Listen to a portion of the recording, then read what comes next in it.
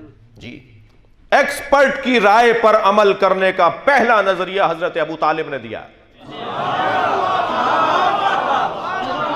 खाना काबा गिर चुका था, शदीद तूफानी बारिश खाना काबा की इमारत मुनहदिम कर चुकी थी। सारे 24 कबीलों के सरदार जमा हैं कि क्या करें।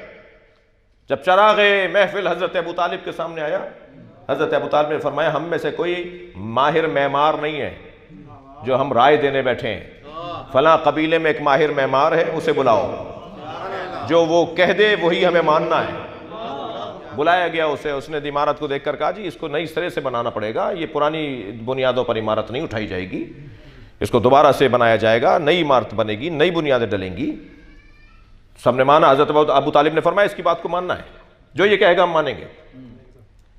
कहा, इतना मुझे माल चाहिए, इतनी ईंटें, इतनी फला, इतना मसाला, इतना जो जो उसने चीज़ें मांगी, मुझे इतना सामान चाहिए ताकि मैं काबे की तामीर कर सकूं। जब सारा माल आ गया और वो मजदूर मिस्त्री और वो मेमार काम करने के लिए आगे बढ़ा, तो पहाड़ों में से एक अजदहा निकल कर आया जो वसत काबे में आके बैठ गया और उसका वजूद लोगों को डरा रहा था। सारे मजदूर भागने लगे, दूर हटने लगे। फिर पहुंचे हजरत अबू तालिब के दरवाजे पर। अबू तालिब, तुमने कहा था काबा तामीर होने जा रहा था, एक और मंजर नजर आ रहा है। पहुंचे हजरत अबू तालिब, बैठे हुए अजदहे को देखा। जी, एक मरतबा अजदहे को देखने के बाद हजरत अबू तालिब ने गर्दन मोड़ के देखा उस माल की तरफ जो उसको तामीर करने के लिए जमा किया गया था। एक निगाह में देखकर फरमाया, हराम माल से काबा नहीं बनेगा।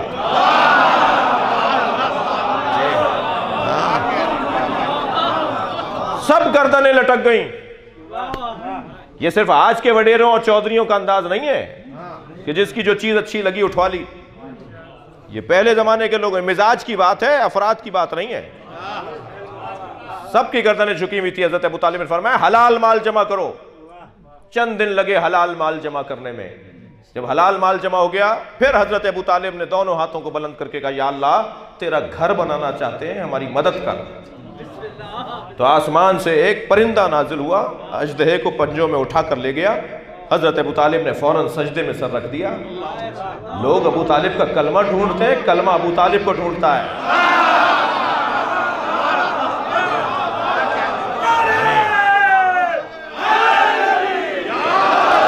बगैर अबू तालिब के मफहूम कलमा रोशन नहीं है। मुझे तो इन लोगों पर बड़ा ताज्जुब है जो हजरत अबू तालिब के ईमान पर बात कर रहे होते हैं। अजीजान गिरामी, मैं ईमान अबू तालिब पर तकरीर करना तौहीन अबू तालिब समझता हूं। ईमान अबू तालिब पर तकरीर नहीं होनी चाहिए, अजमत अबू तालिब पर बात होनी चाहिए। जब महशर में आएंगे हजरत अबू तालिब, तो बादशाहों की तरह आमद होगी और अंबिया की सफ में खड़े किए जाएंगे। ये मौला अली का फरमान, इतना सुनाइए इन लोगों को, इतना सुनाइए जो कलमा ढूंढ रहे होते हैं, उन्हें बताइए कि हम तो अबू तालिब को वसी खुदा मानते हैं, हुज्जत खुदा मानते हैं, जी वसी अंबिया मानते हैं। हजरत अबू तालिब का मकाम कोई मामूली मकाम नहीं है। आमादा है तो एक जुमला और कह दूं, तवज्जो है? बैठ जाओ, बैठ जाओ मेरे लाल, बैठ। एक सलवात और नबी की जात पे दिया करें।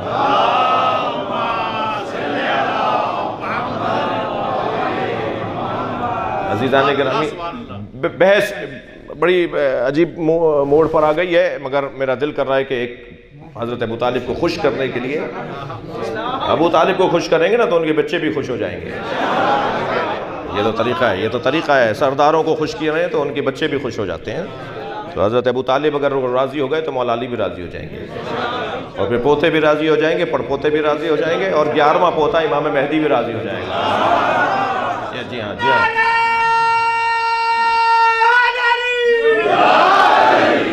अजीज़ान गिरामी, जब हजरत नबी मुकर्रम की खबर खुश लेकर हजरत फातिमा बिनते असद हजरत अबू तालिब की खिदमत में आई ना, कि सरदार अबू तालिब, आपको अल्लाह ने भतीजा अता किया है, मुबारक हो, मुबारक हो। तो बेसाख्ता हजरत अबू तालिब ने फरमाया, तुमने मुझे खुशखबरी सुनाई है, तुमने मुझे बशारत सुनाई है, मैं इसके बदले में तुम्हें बशारत सुनाता हूँ, 30 साल के बाद तुम्हारी गोद में इसका वसी आएगा। इस दर्जे का ईमान, इस दर्जे का इल्म बताइए जाकर उन लोगों को जो हजरत अबू तालिब का कलमा ढूंढते फिरते हैं।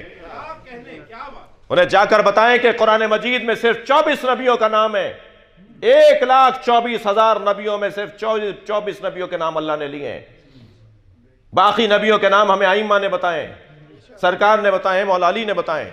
वो जो 24 नबियों के नाम कुरान में अल्लाह ने नाजिल किए हैं, कुरान नाजिल होने से पहले यही वो 24 नबी हैं जिनके नाम हजरत अबू तालिब ने अपने अशआर में नज्म कर दिए थे।